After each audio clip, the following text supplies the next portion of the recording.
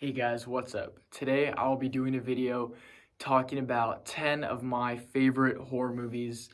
It won't be my top 10 favorites just because I could not compile that into a list as small as 10. So it's just going to be 10 of my favorite movies. Now, horror is something I am super passionate about along with music, and I definitely love to talk about this more on the channel. And today I am super excited to be getting to talk about just some of my favorite films of all times. So coming in at number 10 is Henry, Portrait of a Serial Killer. This came out in 1990 and was directed by John McNaughton. And boy, do I really love this movie, and I actually think it's quite underrated among horror fans. You know, this came out at the tail end of the slasher craze, and this movie is definitely not a slasher. It's quite a bit, darker than the average slasher, and it follows this serial killer named Henry, who is played by Michael Rooker, and it's just basically following him, his point of view through his life as a serial killer. And what I think makes this movie from good to great is the acting cast. You have a pretty small group of main characters. You have Michael Rooker as Henry, Tom Towles as Otis, and Tracy Arnold as Otis's sister. And these three cast members just absolutely knock it out of the park in the acting. I mean, all three of them just play really unique and integral roles to the film. And, they all are great, but I really got to give most of the props to Tom Towles as Otis because that guy is a total freak in this movie. And I think it's kind of funny, the movie's called Henry, Portrait of a Serial Killer, but the real sicko turns out to be his friend Otis. And yeah, this is just like a really visceral and in-your-face film. It's not really gory at all, and it's really not all that violent, but the scenes that are violent, they hit you really hard because of, like I said, it's just so visceral. My favorite scene from this movie, and probably the most famous scene from the movie, is when Henry and Otis, they're filming this home invasion on a VHS they got, and the way it's shot is just so creepy, really eerie, and I would use the word realistic. I kind of hate describing horror movies in that way, but I really would describe this in this way. The way it's shot is just very, very scary, and it feels very real. It's not gory at all, but the way they're just grabbing this family and just taking them down is really, really disturbing. So number 10, really, really great movie from 1990, Henry, Portrait of a Serial Killer. Coming in at number 9 is Dario Argento's Suspiria. This came out in 1977. And now, of course, Suspiria is one of the most classic and maybe the most well-known films in all of Italian horror. And Dario Argento is an absolute master of his craft. What I really love about Suspiria and Dario Argento films in general is that he can bring this sense of mystery along with the horror. And I think combining another aspect with horror is something that I'm just really attracted to in the genre, and Dario Argento does that phenomenally, especially with the sense of mystery that prevails throughout Suspiria. I mean, the setting is just perfect. You have this old Gothic medieval style German dance academy, and there's some strange things going on, that leads to an uncovering of a bunch of witches running the academy. And it's a really good plot, really good idea.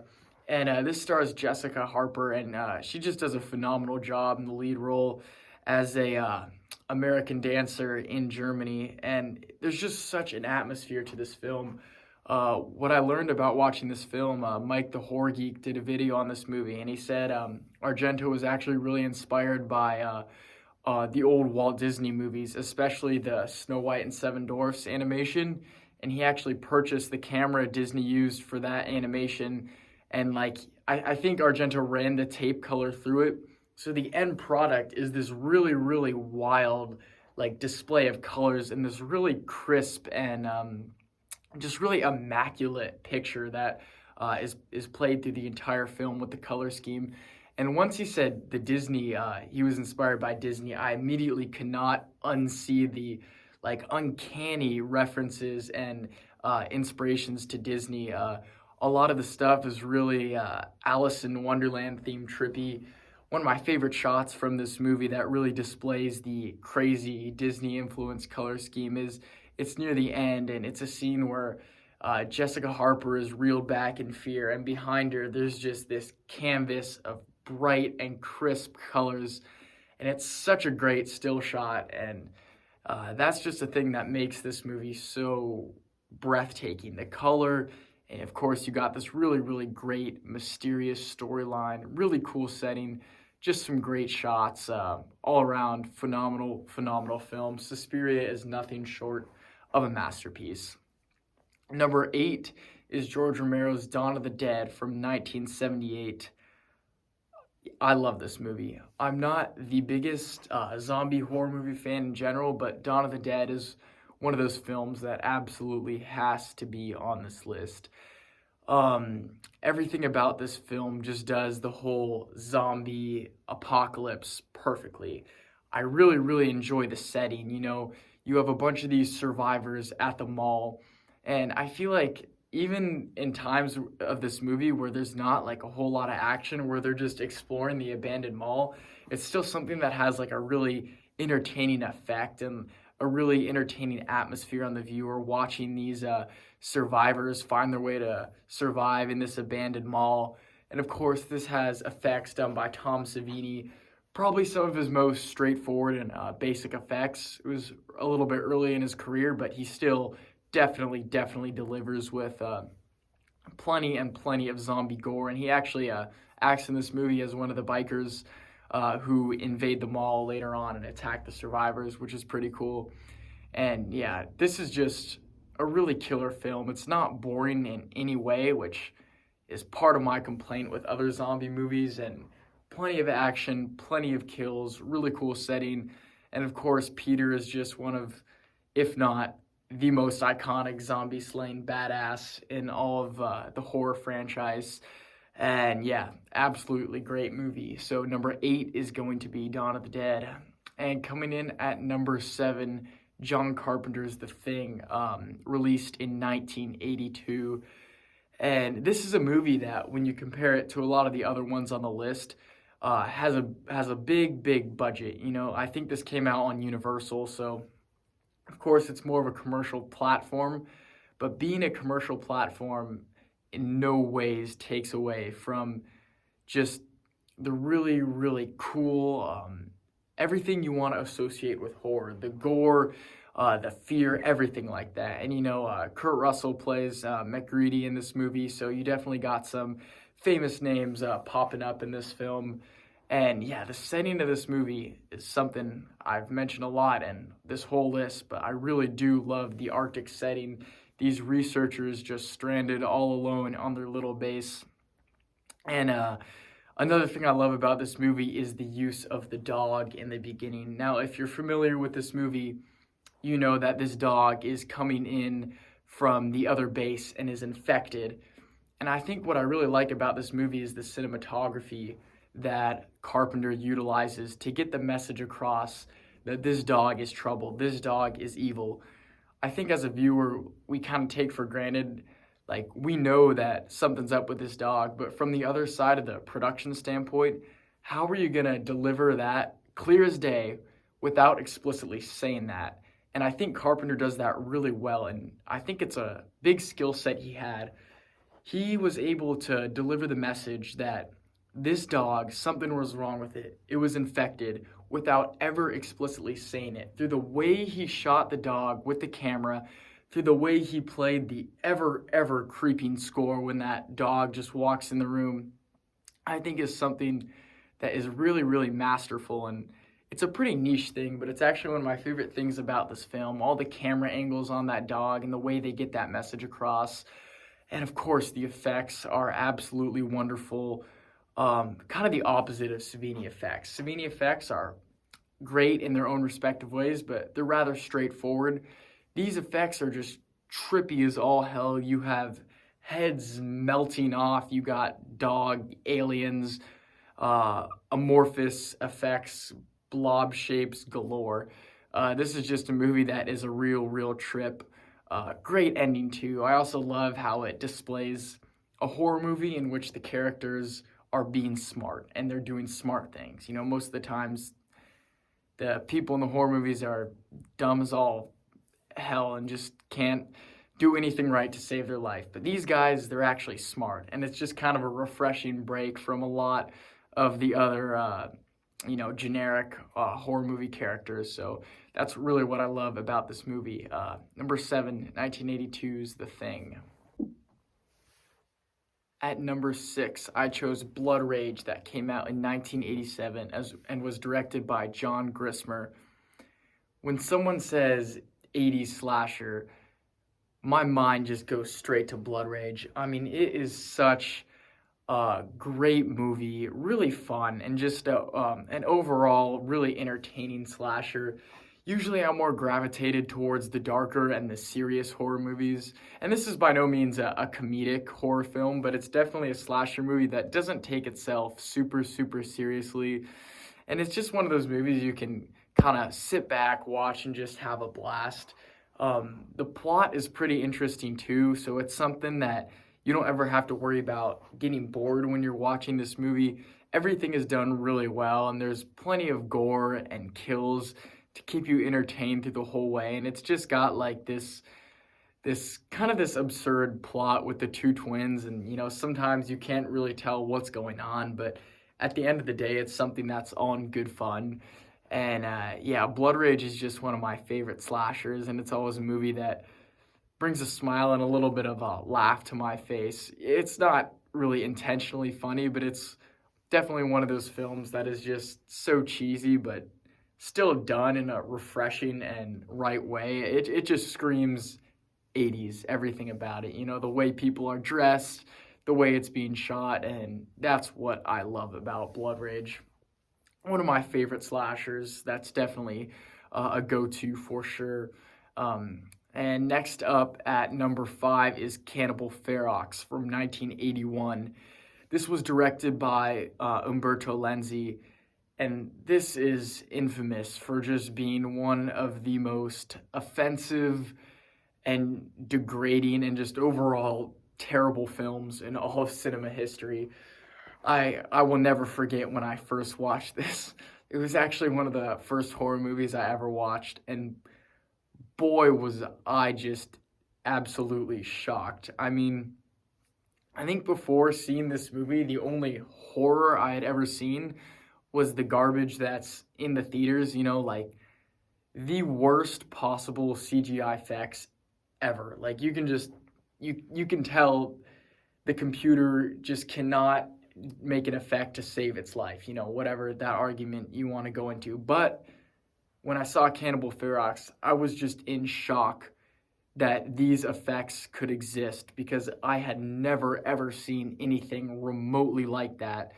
And just the scenes where Mike is getting castrated, or the scenes of them getting their head chopped off, strung up by their breasts, I just remember being absolutely shocked.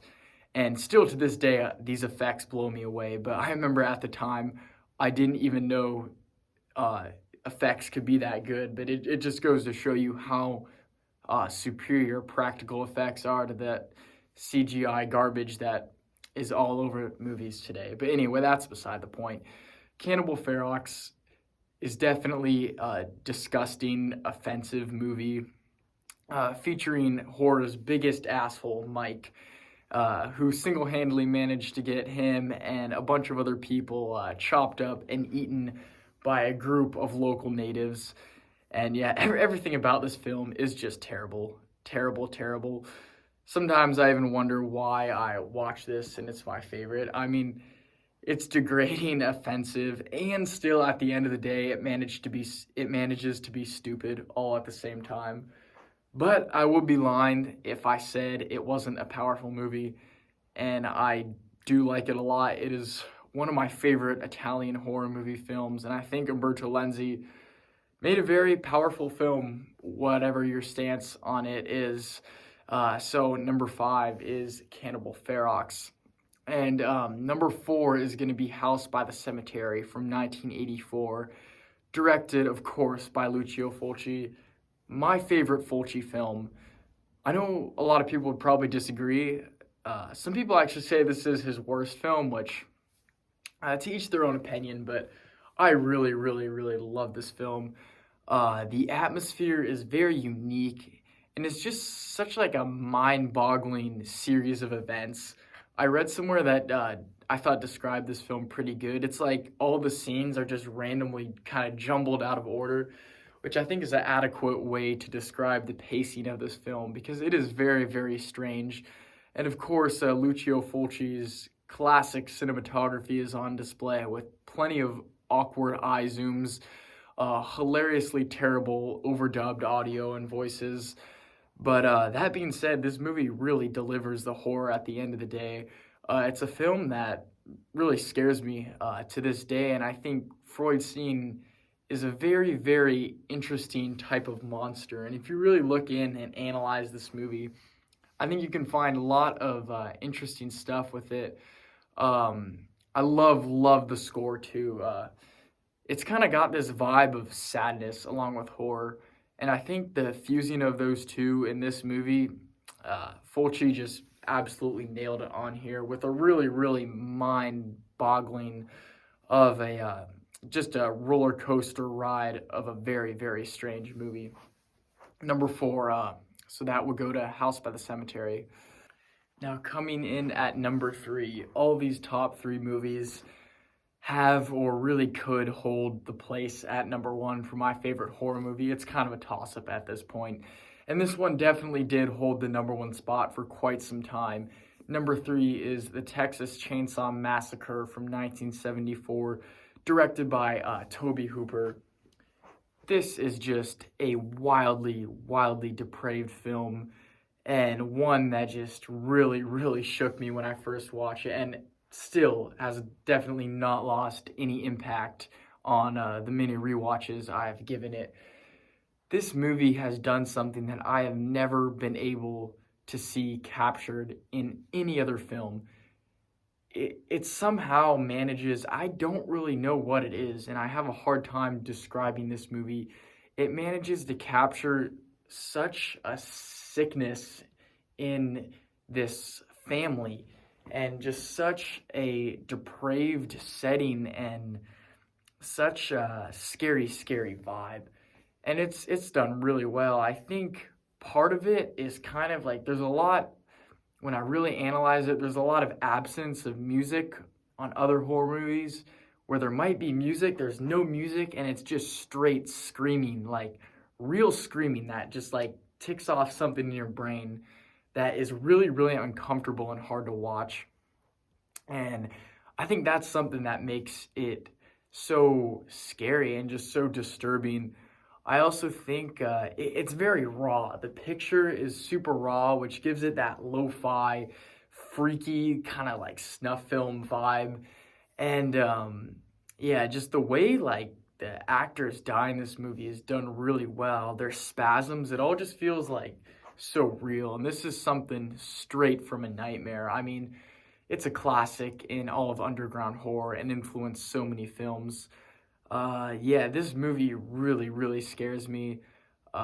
Just so depraved, and you know that family, so psychotic in all these different ways. And another scene that really scared me. It's always the small things that get me. When Sally is being beaten by the old grandfather, and he can't hold the hammer, and he's like hitting her, but he keeps dropping it, and she's just screaming and screaming.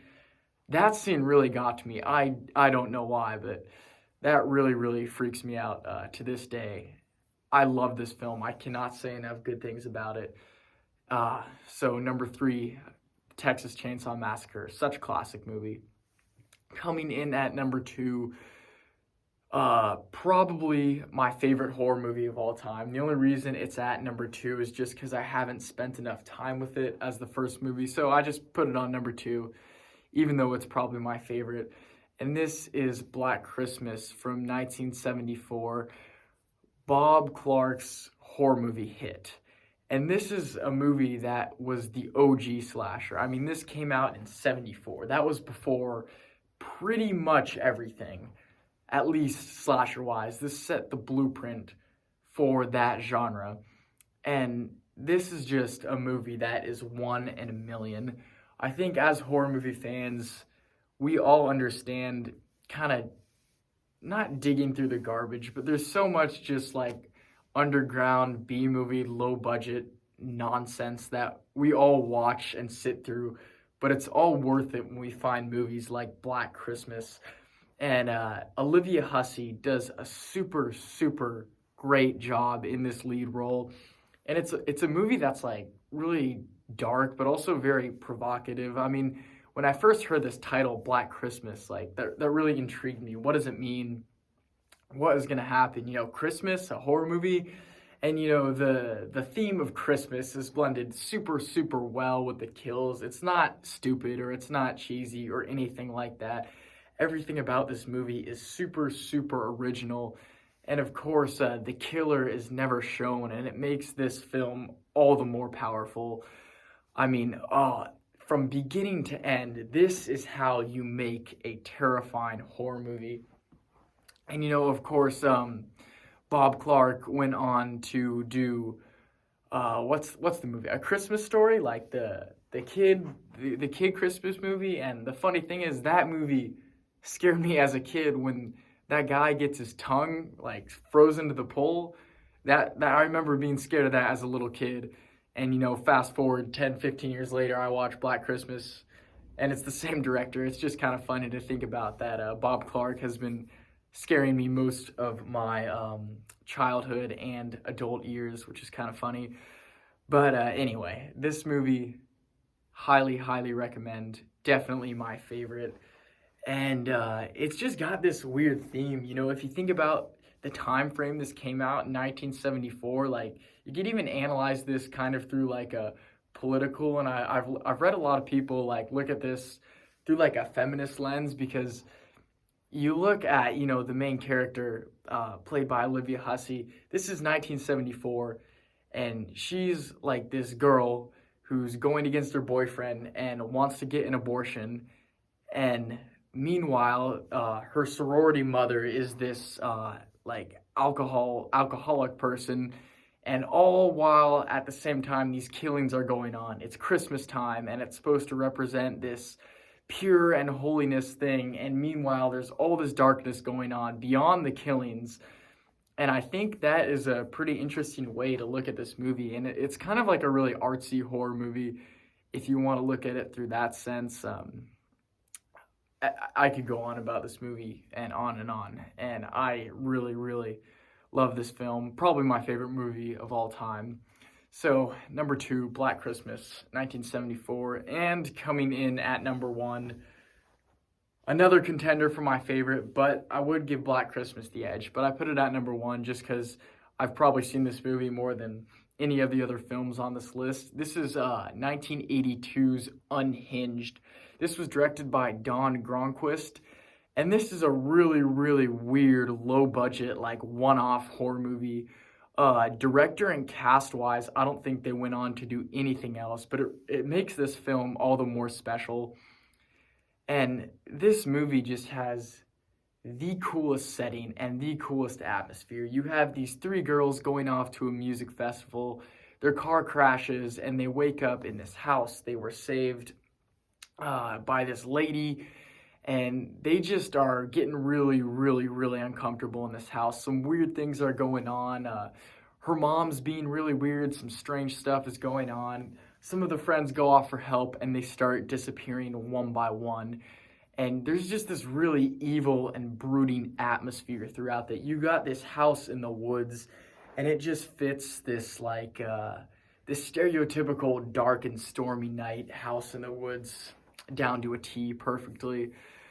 And yeah, if you're looking for like a underrated underground, I think this film gets a fair amount of recognition, but it's just really strange and offbeat, and it has a really good twist at the end. This is how you do a twist. Everything comes together nicely, and I feel like what I like about this twist is there's some things that you didn't catch before that now make sense with the twist, because throughout this movie there's some like really like stupid dialogue, and as a viewer, you just chalk it up to, oh, that's what happens when you watch this underground slasher movie, with people who don't know how to write a script or anything. But once you finish the movie, it all ties together and you're like, oh, that makes so much sense. And I think that is how you do a twist. And that is what I love about Unhinged. And there's so much rewatch value to it. I've watched this movie a fair amount of times, and I highly, highly recommend it to many people because it's a bit lesser known than some of the other ones. But anyway, I will end the video here because I've probably already gone on way longer than I planned. But thanks for watching.